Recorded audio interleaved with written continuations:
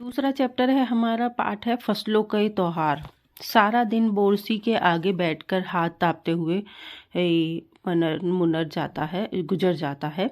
कहा तो खिचड़ी के समय धूप में गर्माहट की शुरुआत होनी चाहिए, और यहाँ हम सब सूरज के इंतजार में आस लगाए बैठे हैं। पूरे 10 दिन हो गए, सूरज लापता है। आज तो सुबह तो रजाई से निकलने की हिम्मत नहीं हो रही थी।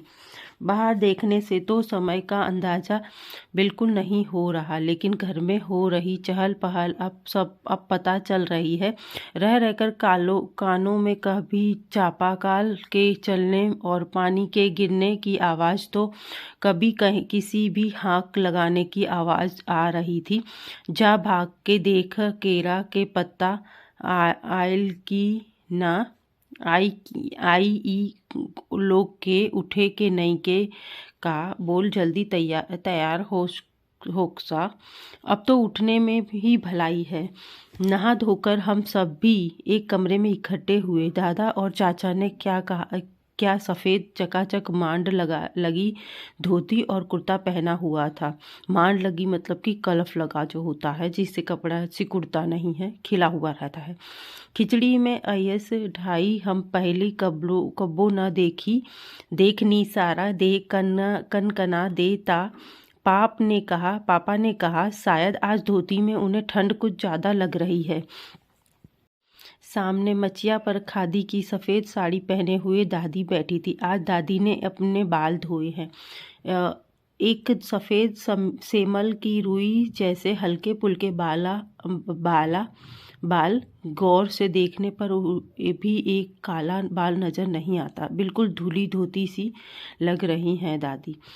उनके सामने केले के कुछ पत्ते कतार में रखे हैं, जिसके लिए मिट्टा गुड़ चावल आदि के छोटे छोटे ढेर पड़े हुए हैं। हमें बारी बारी से उन्हें सभी चीज़ों को छूने और प्रणाम करने के लिए कहा गया है। जब सामने ऐसा कर लिया तो उन सभी चीज़ों को एक जगह इकट्ठा करके दान दे दिया गया। आज तो अपी दीदियाँ बुरी फंसी। उन्हें न तो चूड़ा दही ही पसंद है और न ही खिचड़ी। पर आज तो फरमाइश नाश्ता नहीं चलेगा, उन्हें दोनों ही ये चीज़ें खाने पड़ेंगी। आज खिचड़ी जो है, खिचड़ी खाने के बाद सभी ने गया से आए दिन गुड़ और चीनी के तिलकुट को बड़े चाव से खाया। खाते खाते मैं सोच रही थी कि कितनी अलग है ना यह खिचड़ी जो अभी हम मना रहे हैं। स्कूल में हम जो खिचड़ी मनाते थे उसकी अलग ही मस्ती हुआ करती थी। छुट्टी का दिन नाव में बैठकर गंगा नदी की सैर, और फिर टापू पर बालू में दौड़ते हुए पतंग उड़ाने की कोशिश करना, कितना मज़ा आता था।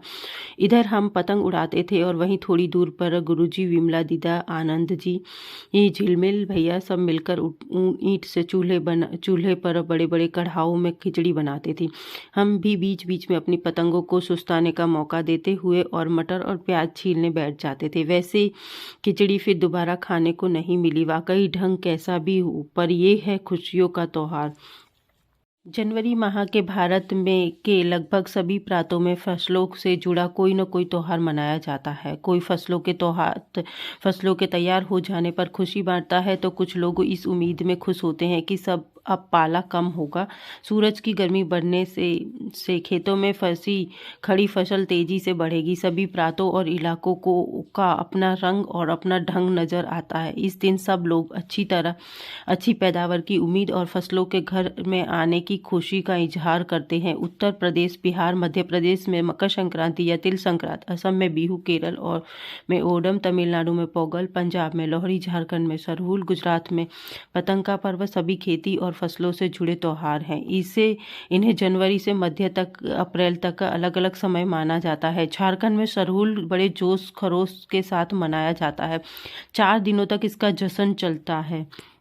अलग अलग जनजातियों इसे अलग अलग समय में मनाती हैं। संथाल लोग फरवरी मार्च में, तो ओराव लोग इसे मार्च अप्रैल में मनाते हैं। आदिवासी आमतौर पर प्रकृति की पूजा करते हैं। सरहुल के दिन विशेष रूप से साल के पेड़ की पूजा की जाती है। यही समय है जब साल के पेड़ों में फूल आने लगते हैं और मौसम बहुत ही खुशनुमा हो जाता है। स्त्री पुरुष दोनों ही ढोल मंजीरे,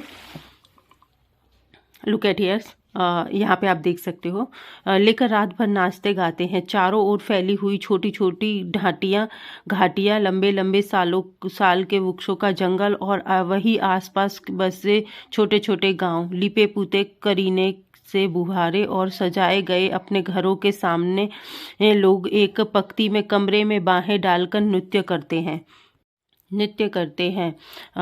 अगले दिन वे नृत्य करते हैं हुए घर घर जाते हैं और फूलों के पौधे लगाते हैं। घर घर में चंदा मांगने की प्रथा है, पर चंदे के मालूम है क्या मांगते हैं? मुर्गा, चावल और मिश्री।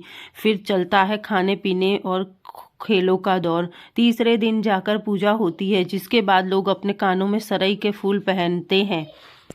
इस दिन वसंत ऋतु में की शुरुआत मानी जाती है। धान की पूजा होती है। पूजा किया हुआ आशीर्वादी धान अगली फसल में बोया जाता है। तमिलनाडु में मकर संक्रांति या फसलों से जुड़ा त्योहार पोगल के रूप में मनाया जाता है। इस दिन खरीफ की फसलें चावल, अरहर आदि कटकर घरों में पहुंचती हैं। लोग नए धान कूटकर चावल निकालते हैं।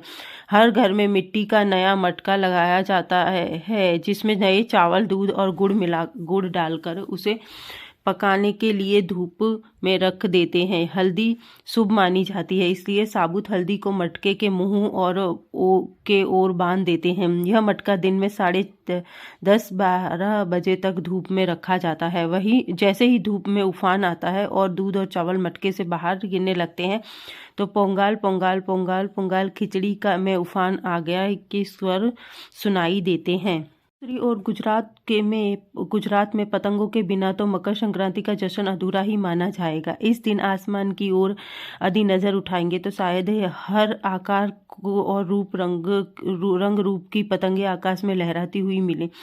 प्रत्येक गुजराती, चाहे वह किसी भी धर्म, जाति या आयु का हो, पतंग उड़ाता है। हजारों लाखों पतंगों से सूर्य भी ढक जाता है। कुमाऊं में मकर संक्रांति को दुधितिया भी कहते हैं। इस दिन आटे और गुड़ को गूंदकर पकवान बनाए जाते हैं। इन पकवानों को तरह तरह के आकार दिए जाते हैं, जैसे डमरू, तलवार, दाडिम और फूल आदि। पकवान को तलने के बाद एक माला में पिरोया जाता है। माला के बीच में संतरा और गन्ने की गडेरी पिरोई जाती है। यह काम बच्चे बहुत रुचि और उत्साह के साथ करते हैं। सुबह बच्चों को माला दी जाती है। बहुत ठंड के कारण पक्षी पहाड़ों से चले जाते हैं। उन्हें बुलाने के लिए बच्चे इस माला से पकवान तोड़कर पक्षियों को खिलाते हैं और गाते हैं, कौआ आओ धुंधु गा आओ, ले कौआ बड़ो म के दे स जा सोने का घड़ो, खाले पूरी म के दे सोने की छुरी। इसके साथ ही जिस चीज की कामना हो वह मांगते हैं। है ना कितने अलग अंदाज। मकर संक्रांति को मना के वही कहीं दूध, चावल और गुड़ की खीर बनाई जाती है, तो कोई 5 प्रकार के अनाज की खिचड़ी बनाई जाती है। कहीं लोग और सैलाब नदी के स्नान के लिए उमड़ पड़ता है। लोग ठंड से ठिठुरते हुए और बर्फीले पानी में कम से कम एक डुबकी तो जरूर लगाएंगे।